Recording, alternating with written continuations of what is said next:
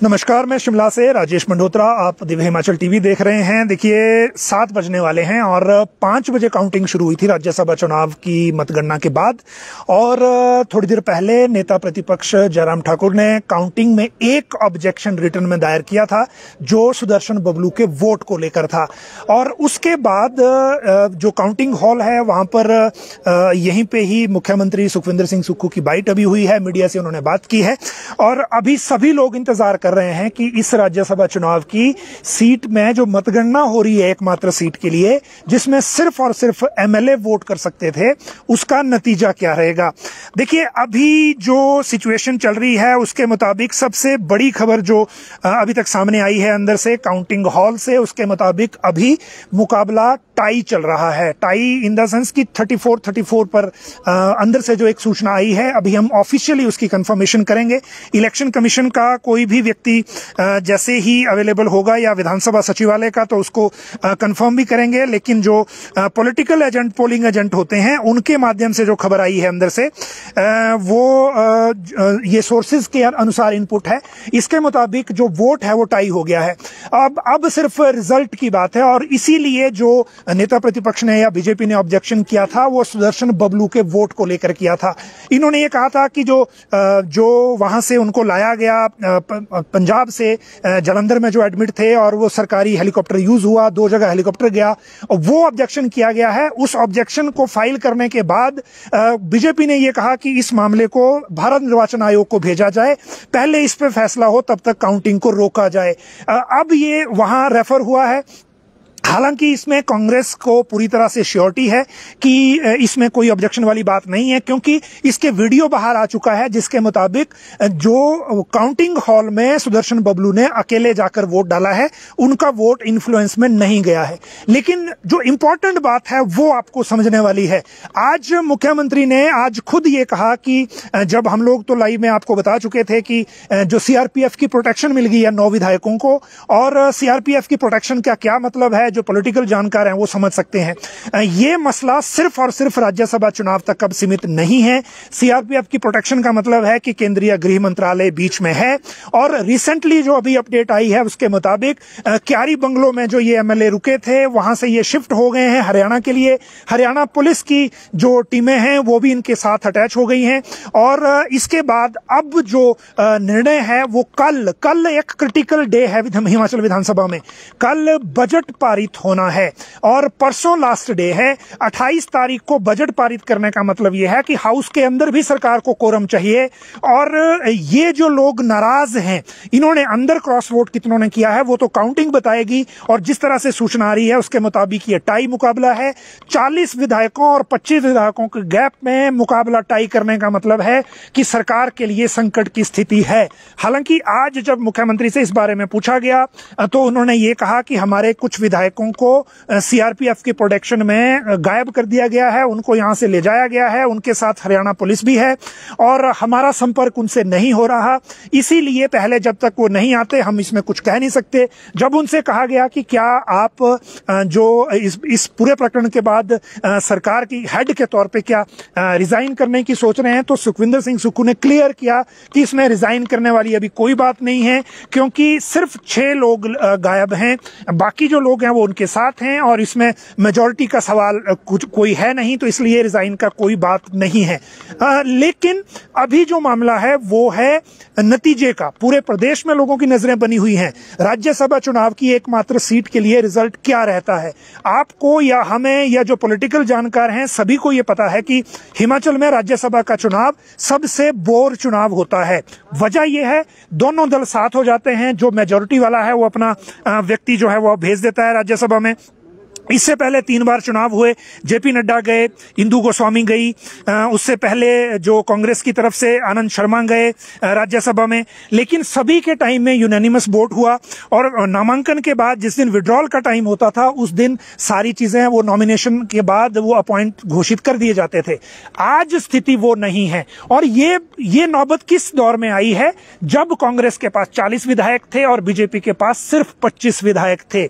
विधायकों के भीतर जो जो मनमुटाव था, विधायकों के भीतर जो नाराजगी थी, क्या कांग्रेस हाईकमान उसको एड्रेस करने में, टाइम पे उसमें इंटरवीन करने में गलती हुई है, ये तो आने वाला वक्त बताएगा। अभी जो सबसे सामने हमारे जो नतीजा है उसका इंतजार है। और 5 बजे की काउंटिंग 2 घंटे हो गए, वोट गिनने हैं सिर्फ 68, लेकिन अभी तक काउंटिंग जो है वो अनाउंस नहीं हो पाई है।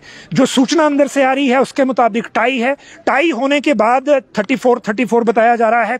ऑफिशियल कंफर्मेशन हालांकि होनी है, लेकिन रूल्स ये कहते हैं कि अगर टाई हो जाए तो ड्रॉ ऑफ लॉट्स फिर चलता है। ड्रॉ ऑफ लॉट्स में भी जो प्रोसीजर है उसमें शायद ये है कि दोनों उसमें सहमत होने चाहिए, दोनों कैंडिडेट, लेकिन 25 एमएलए होने के बाद भी मुकाबला टाई तक ले जाना, ये दोनों तरफ से हुआ। हर्ष महाजन के नॉमिनेशन से कांग्रेस को गंभीरता से इस चुनाव को लेना चाहिए था। जो व्यक्ति 3 दशक तक कांग्रेस के भीतर रहा हो, जिसको सारी पॉलिटिक्स का ज्ञान हो, अंदर आपको याद होगा जब सुदर्शन बबलू जब अंदर गए वोट डालने के लिए, तो हर्ष महाजन ने ही सबसे पहले ऑब्जेक्ट किया कि इनके साथ कोई दूसरा अंदर नहीं जाएगा, ये अकेला वोट डालेंगे। उस वक्त जो कांग्रेस के प्रत्याशी थे अभिषेक मनु सिंघवी, वो भी अंदर थे काउंटिंग हॉल में। उन दोनों की आपस में बहस भी हुई, लेकिन हर्ष महाजन ने वहां भी कहा कि आपके जितने एमएलए वोट डालने आ रहे हैं उनमें से कईयों को मैंने नर्चर किया हुआ है। यही वो फैक्ट था जो कांग्रेस सरकार बड़े हल्के ले गई इस चुनाव को। 40 विधायक होने के बाद आज रिजल्ट घोषित नहीं हो पा रहा है। 2 घंटे के जो काउंटिंग है इसके बाद हम यही वेट करेंगे, आपको नतीजा भी यही बताएंगे। और जब तक रिजल्ट नहीं आता, प्रेजेंटली सिचुएशन ये है कि टाई होने के बाद जो बीजेपी ने आपत्ति व्यक्त की थी, उस आपत्ति पर वहां जो रिप्लाई है वो दिया गया है। इलेक्शन कमीशन उस पर डिसाइड करेगा। एक चीज इसमें जो क्लैरिटी के साथ आनी है वो रिजल्ट में आएगी। एक बात ये कि 6 कांग्रेस के और 3 निर्दलीय विधायक गायब हैं जो सीएलपी में नहीं आए। विधानसभा का सेशन आज कॉल्ड ऑफ होने के बाद सीएलपी मुख्यमंत्री ने बुलाई थी। लेजिस्लेटिव पार्टी की मीटिंग में 6 कांग्रेस के विधायक और 3 निर्दलीय नहीं थे। हालांकि ये 6 दावा कर रहे हैं कि 4 और हैं इनके साथ। अब वो हैं या नहीं है ये आगे पता चलेगा। एक बात इसमें इंपॉर्टेंट ये है कि कितने इन 6 में से कितनों ने दिखाकर वोट डाला है, क्योंकि अंगेस्ट वोट डाला है तो दिखा के डाला होगा, और वो जगत सिंह नेगी उस वक्त वहां ऑथराइज एजेंट थे तो उनको फिगर पता होगा। लेकिन ऐसे एमएलए बीच में हैं कि नहीं जिन्होंने बिना दिखाए वोट डाला है, बिना डिस्क्लोज किए। अगर बिना दिखाए वोट डाला होगा तो वो इनवैलिड होगा, और इनवैलिड करेगा उसको ऑथराइज एजेंट जो लिख के देते हैं, और इलेक्शन कमीशन उस पर फैसला देता है वीडियोग्राफी को देखने के बाद, जब वो वोट का कास्ट करता है। तो इन सारी चीजों के मुताबिक अभी तक जो रिजल्ट है वो आया नहीं, और जल्दी आने की उम्मीद अभी है नहीं, क्योंकि इलेक्शन कमीशन को केस गया है।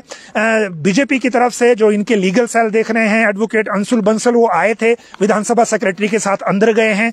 और जो कांग्रेस की तरफ से एडवोकेट जनरल अनूप रतन, वो विधानसभा परिसर में ही हैं, वो भी जो अपने रिपोर्ट जो फाइल करते हैं, जो ऑब्जेक्शन होता है। तो ये एक तरह से पहले लीगल कॉम्प्लिकेशन के इश्यूज हैं, और इसके बाद जो काउंटिंग है उसमें क्रॉस वोटिंग वाला जो सिचुएशन है वो किस लेवल की है और किस तरह की है, वो हमारे सामने फिर उसके बाद आएगी।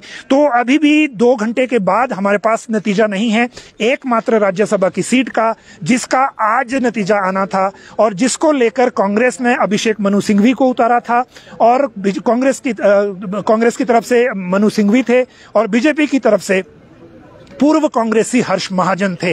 अब ये भी देखिए आप, इसमें एक बड़ी जो ध्यान देने वाली बात है वो ये है कि इसी चुनाव के लिए जो पहले हिमाचल कांग्रेस की तरफ से ही जो आग्रह किया गया था, वो किया गया था सोनिया गांधी या प्रियंका गांधी में से जो भी चुनाव यहां से लड़ना चाहे उनको भी ये ऑफर किया गया था। हिमाचल की पॉलिटिक्स में बहुत कम ऐसे मौके मिले हैं जब राज्यसभा के लिए हिमाचल से बाहर का प्रत्याशी जाता है। बीजेपी ने एक बार दिल्ली के जो बीजेपी नेता हैं उनको यहां से भेजा था, उसके बाद काफी क्रिटिसिज्म का सामना करना पड़ा था। अभी भी जेपी नड्डा, जिनका यहां से कार्यकाल खत्म हुआ, वो गुजरात से राज्यसभा में गए हैं। ऐसा नहीं है दूसरे राज्य से नहीं जा सकते, लेकिन जैसे ही मनु सिंघवी की नॉमिनेशन का पता चला, उससे पहले नॉमिनेशन कर दिया हर्ष महाजन ने, और हर्ष महाजन ने यह कहा था कि कांग्रेस के एमएलए अंतरात्मा की आवाज पर वोट करें। और ये जो नतीजा है ये बता रहा है कि उस बात को कांग्रेस के कई एमएलए एमएलएज ने बड़ी गंभीरता से ले लिया। अब इसमें इशू ये है कि जो नतीजा है वो कितनी जल्दी हमारे सामने आता है या कितना उसमें टाइम लगता है, उसको लेकर इंतजार करना भी पड़ेगा। लेकिन जो सूचना है उसके मुताबिक एक तो काउंटिंग को रोका गया था बीजेपी के ऑब्जेक्शन के बाद, उसमें फिर सरकार की तरफ से भी क्रॉस रिप्लाई गया है, उसमें डिसीजन अभी आना है। दूसरी, इसमें मुख्यमंत्री ने यह कंफर्म किया है कि उनके कुछ विधायक गायब हैं, सीएलपी में नहीं आए, उनसे संपर्क नहीं हो रहा, और जब कोशिश की गई तो उनके साथ सीआरपीएफ और हरियाणा पुलिस की सुरक्षा है। कल 28 को विधानसभा में बजट पारित होना है और इस बजट को पारित करने के लिए कांग्रेस को कोरम चाहिए। ये लाइकली है कि कांग्रेस के विधायक जिन्होंने क्रॉस वोट किया या जो किसी तरह से नाराज चल रहे थे, वो इस अवसर को एक बारगेन के तौर पर बुझाना चाहते हैं। और इस बारगेन में शर्तें क्या होंगी, क्या चीजें आगे होंगी, वो पता चलेगा आने वाले समय में। और इसीलिए हिमाचल की पॉलिटिक्स में अगले जो 2-3 दिन हैं वो महत्वपूर्ण रहने वाले हैं। अभी तक जो सिचुएशन है उसके मुताबिक जो प्रक्रिया यहाँ चल रही है उसकी हमने आपको जानकारी दे दी। ये खबर भी हमने आपको सबसे पहले बताई थी कि सीआरपीएफ की जो 3 बसें क्यारी बंगलों में जब ये एमएलए थे तो वहां पहुंच गई थी। उसी के बाद इन्होंने अपनी प्रोटेक्शन में इन एमएलएस को ले लिया था। हालांकि हमारे से जब संपर्क हुआ, इनसे बातचीत हुई, तो इन्होंने कहा था कि हम कल विधानसभा आ रहे हैं और इसीलिए कल विधानसभा में सीआरपीएफ की प्रोटेक्शन साथ में आएगी, ऐसा इन्होंने कहा था। एक बात इन्होंने और कही थी कि 4 एमएलए और हमें ज्वाइन कर रहे हैं। अभी तक वो ज्वाइन किए नहीं किए ये सरकार कंफर्म करेगी, लेकिन अभी जो मेन चीज है, मेन मुद्दा है, वो है राज्यसभा चुनाव की सीट के रिजल्ट का। एक और टेक्निकल जो चीज इसमें दिख रही है वो ये कि मान लीजिए अगर 34-34 टाई है तो मिनिमम वोट कितना है जीत के लिए, वो एक महत्वपूर्ण इसमें कड़ी रहने वाली है। अगर नतीजा आना है तो क्या ड्रॉ ऑफ लॉट्स के लिए लोग तैयार होंगे दोनों। दूसरी बात यह है इसमें कि जो अगर एक वोट कोई जो बीच में इनवैलिड हुआ या ऑब्जेक्शन में आया तो फिर नतीजा क्या रहता है, वो दूसरी बात है। इन सारी सिचुएशन के मुताबिक आज की रात ये भारी पड़ने वाली है। हम लोग आपको इन अपडेट्स के अनुसार आगे चीजें देते रहेंगे और जैसे ही ये पूरा डिसीजन या नतीजा हमारे सामने आएगा हम इसकी जानकारी आपके साथ जरूर देंगे। जैसे ही जो सूचना है वो वैलिडेट हो जाएगी, कंफर्म हो जाएगी। अभी के लिए इतना ही, नतीजे के लिए इंतजार करिए। एकमात्र सीट है, उसके बावजूद वोट गिनने को सिर्फ 68 हैं और 68 वोट की गिनती 2 घंटे में पूरी नहीं हो पाई है। तो आप समझ सकते हैं कि मामला कहां फंसा हुआ है और किस स्तर का है। हिमाचल के पॉलिटिक्स में जब राज्यसभा के चुनाव नीरस होते थे, जिनमें किसी का इंटरेस्ट भी नहीं होता था, उस चुनाव को देखिए हालत ये हो गई कि उस चुनाव को किस स्तर पर अभी ले जाया गया है। और इसीलिए चल रहे सत्र के दौरान जो कांग्रेस के विधायक नाराजगी व्यक्त कर रहे थे, संकेत दे रहे थे, उन संकेतों को एड्रेस नहीं किया गया, उनसे बातचीत नहीं की गई और इन सारे मामलों में इन मामलों को हल्के में लेने का ये सिचुएशन अब ये है कि जो गिनती है वो 2 घंटे से चल रही है और अभी भी हमारे पास नतीजा नहीं है। आप दिव्य हिमाचल टीवी को जो भी अपडेट आएगी हम आपके साथ साझा करेंगे और आपको जो नतीजा जैसे ही आएगा उसकी जानकारी भी देंगे। आप सब लोग लाइव जुड़े, हम लोग यहीं हैं, इंतजार करेंगे जब तक नतीजा नहीं आता। आप सब लोग लाइव जुड़े, बहुत बहुत शुक्रिया।